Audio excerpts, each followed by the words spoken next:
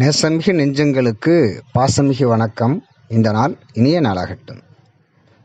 துணிந்தவனுக்கு துக்கம் இல்லை, துணியாதவனுக்கு தூக்கம் இல்லை. அழகானதொரு வாசித்த சிந்தனை சாரல் இது. நடந்த ஒரு உண்மை சம்பவத்தை இன்னைய பதிவில் நாம் தெரிஞ்சுக்கலாம். கிருபானந்த வாரியார் திருமண நிகழ்ச்சி ஒன்றுக்கு போயிருந்தார். அவரு தான் தலைமை தாங்கி நடத்தணும். அங்கே நடிகவேல் எம்ஆர் ராதாவும் வந்திருந்தார்.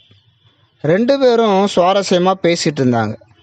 திருமண பேச்சுக்கு இடைய நடிகவேல் தன்னுடைய வழக்கமான கிண்டலான பாணியில் இப்போ வாரியார்கிட்ட ஒரு கேள்வி கேட்டார்.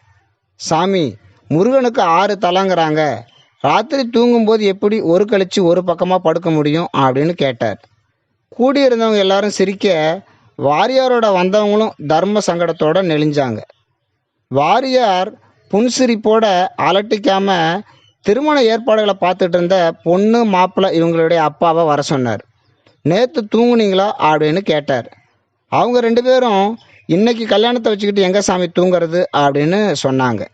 வாரியார் நடிகை வேலை பார்த்து இப்போ சொன்னார், ஒரு குழந்தையோட வாழ்க்கையை நடத்தி வைக்க நினச்ச இவங்களுக்கே தூக்கம் வரல. உலக மக்கள் எல்லோரும் எம்பெருமானோட குழந்தைங்க, அவருக்கு எப்படி தூக்கம் வரும்? அவருக்கு தூங்குறதுக்கு நேரம் ஏது அப்படின்னு வாரியார் சொல்ல, நடிகர் ராதா தலை குனிஞ்சு அங்கே இருந்தாராம். இந்த சம்பவம் நமக்கு சொல்லக்கூடிய விஷயம் என்ன அப்படிங்கிறது தான் யோசிக்கணும். இறை சிந்தனையும் சமயோசித புத்தியும் வாழ்க்கை தேடலில் நமக்கு 2 அற்புதமான அழகான பாடங்கள்னு சொல்லத்தான் இந்த பதிவு. தெரிந்து தெளிந்து செயல்படுவோம். அப்படிதான் கல்லூரி நண்பர்கள் 2 பேர் பேசிக்கிட்டாங்க.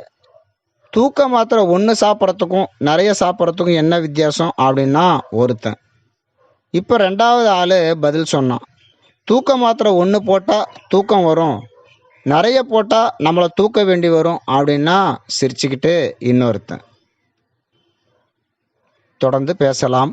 உங்கள் அன்பன் ஆறுமுகம், ஆசிரியர் பன்னுருட்டி.